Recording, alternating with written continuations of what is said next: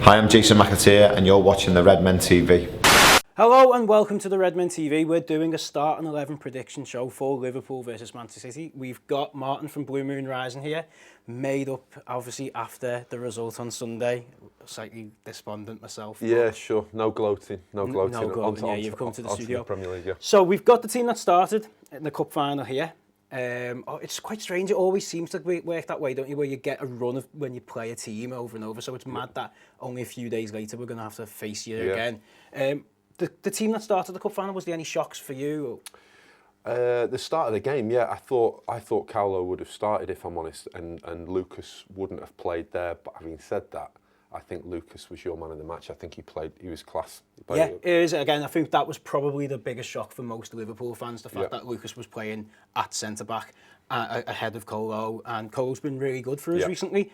Lucas was my man of the match. I thought he possibly has made himself into the best centre-back at the club, which is probably a bit more damning of our other centre-backs as opposed to how good he is. But he's played great. He played there against West Ham. Yeah. And he looked really good. And again, against Man City, against a very good forward line. Yeah. He did well. I think what the genius of Klopp was to pair the Brazilian against the Argentinian. And you can tell there was no love lost between Aguero and Lucas, even though it wasn't kicking lumps out of each other.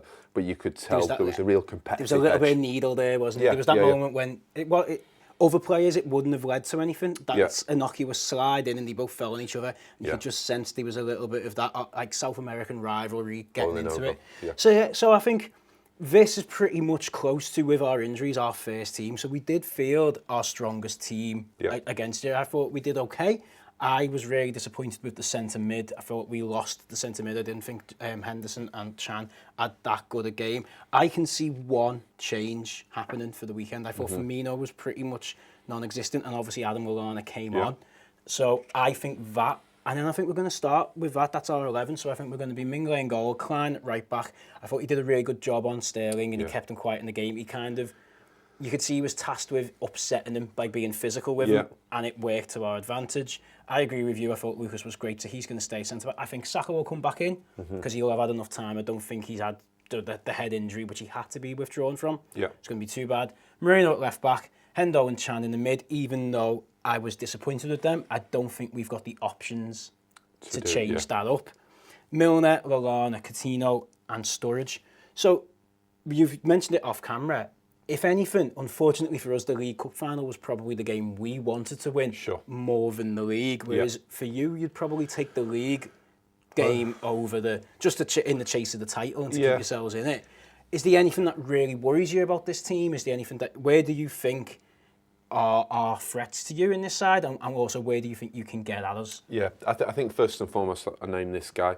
I think yesterday, the difference between the Etihad performance, which I thought, as a City fan, since we moved to the Etihad, that was our most disappointing performance when you beat us 4-1, but you beat us 4-1 and handsomely. Biggest change from our side, I suppose, Vincent Kompany came back and he policed Sturridge really well yesterday. However, every time he gets the ball, he holds the ball. He brings other players into the game. And I think he's a quality player, Daniel Sturridge. He's one of those players that a lot of the City fans feel we kind of wish he could have stayed at City, even though he got possibly more opportunity at Chelsea and certainly more now of a team being built around him. So definitely a threat here. He's always got goals in him. James Milner always seems to step up.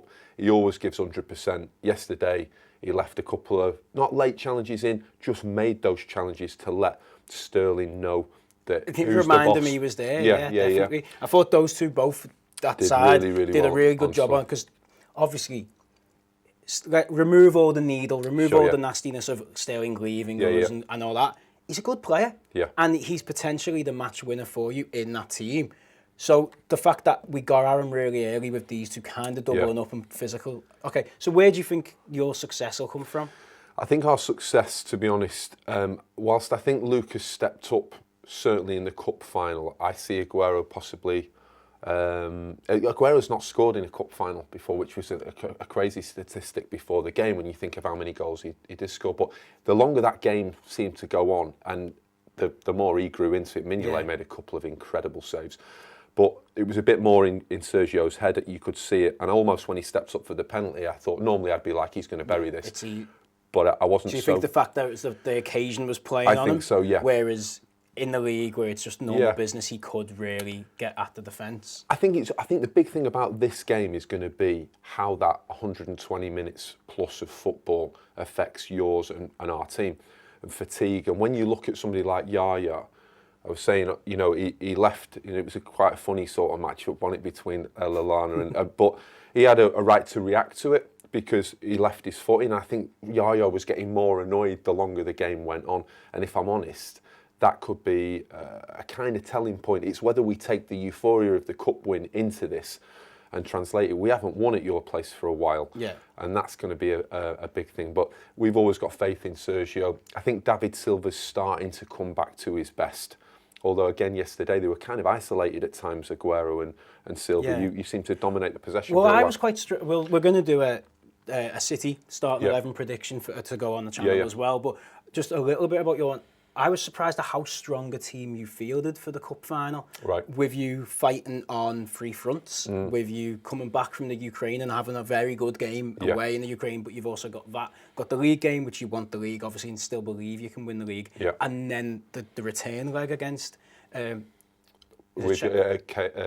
Against Kiev coming up. I thought you might have rested a few more players than you did. So do you think there possibly will be a few rotations into the side for the league game? If I'm honest, as a City fan, you'd want to field the absolute strongest 11 against you, and then if you were going to make any rest against Aston Villa, do that, or against Kiev. We got 3 away goals against Kiev. You know, technically we should be able to field. To shut up shop and just get through that time. Yeah, we've got players like Mangala coming back who are on the bench. Navas was on the bench. We have had a lot of injuries, but you know, as a club, I don't like to bleat about that. We definitely missed De Bruyne. De Bruyne's kind of one of those pivotal players, and if I'm honest, I see De Bruyne starting before Sterling. That's the level he's at. I think Raheem Sterling, just to mention him yesterday, I think it's not only these two. I think it was almost triangular. Everyone wanted to get at Raheem because the crowd naturally they rise. The Liverpool fans and we'd probably do the same.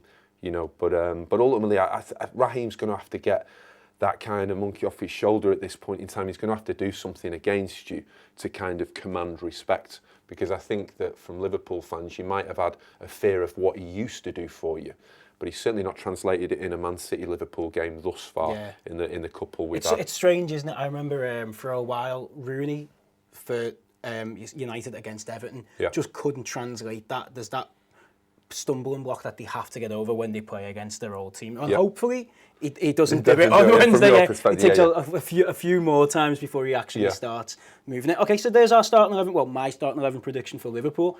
I've gone with Simon Mignolet in goal, Klein, Lucas, Sacco, Moreno, Hendo, Chan, Milner, Lallana, Coutinho, and Sturridge. Do you agree? Do you disagree? Who do you think Klopp will play? Do you think having played extra time at the weekend will mean that we need to make more changes? Will Kolo come in or will Lucas start at centre-half? Let me know. Don't forget to give the video a big thumbs up and to subscribe, and I'll see you after the City game. It's me of Steven Gerrard in the latter seasons for Steven Gerrard, where he was still the legend that is Yaya Toure, the legend that is Steven Gerrard. They've still got that